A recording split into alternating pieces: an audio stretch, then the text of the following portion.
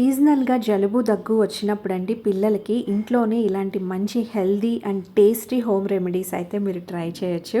So, ఇవేంటంటే అల్లం chocolate lollipops అనమాట. సో, ఎలా చేయాలి ఏంటి అనేది వీడియోలో చూపిస్తున్నాను. Welcome back to our channel అండి. సో, ఈరోజు వీడియోలో ఏంటంటే సీజనల్‌గా మనకి జలుబు, దగ్గు వచ్చినప్పుడు దానికి కొంచెం నోటికి ఏదన్నా తినాలనిపిస్తూ ఉంటుంది. అండ్ అది ఒక రిలీఫ్ లాగా అంటే విక్స్ తింటున్నప్పుడు మనకి ఎలాంటి ఒక రిలీఫ్ ఉంటుందో అలాంటి ఒక రిలీఫ్ కోసం ఇంట్లోనే ఇలా టేస్టీగా అల్లంతో లాలీపాప్స్ అయితే చేసుకోవచ్చు అనమాట. సో దీనికోసం అండి వీడియోలో చూపిస్తున్న విధంగా అల్లం అనేది తీసుకోవాలి, పొట్టు తీసేసి మిక్సీ పట్టేసి జ్యూస్ అనేది ఫిల్టర్ చేసేసేయండి. సో ఈ జ్యూస్లో ఏంటంటే బెల్లం సరిపడా తీసుకోవాలండి.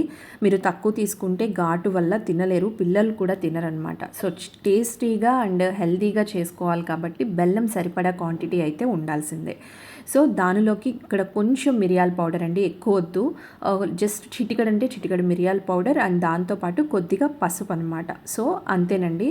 చక్కగా వీటన్నిటినీ కూడా బాయిల్ అవ్వనివ్వండి. చక్కగా అది ఎలా అంటే పాకం వచ్చేంత వరకు కూడా బాయిల్ అవ్వాలన్నమాట. సో అది లాస్ట్కి పాకం ఎలా చూడాలి అనేది నేను చూపిస్తాను. సో ఇది రెడీ అయిపోయిన తర్వాత అయిపోయే టైం కండి ఒక ప్లేట్లో డస్టింగ్, ఒక కార్న్ఫ్లోర్ కానీ ఏదన్నా ఒక డస్టింగ్ లాగా ఒక పౌడర్ అనేది అయితే వేసుకోండి.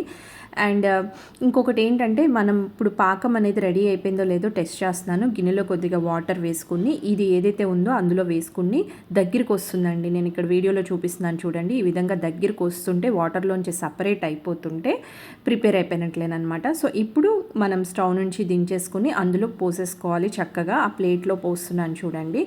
సో ఇది ఇక్కడ రెండు చెప్తానండి. మీరు కొద్దిగా అది కంప్లీట్గా బిగిసిపోతే మాత్రం అది రాదండి, స్టిక్ అయిపోతుంది. అలా కాకుండా లైట్గా బిగుస్తున్నప్పుడు తీయాలి అనుకుంటే కట్ చేసి చిన్న చిన్న వాటి కింద మీరు తీసుకోవచ్చు.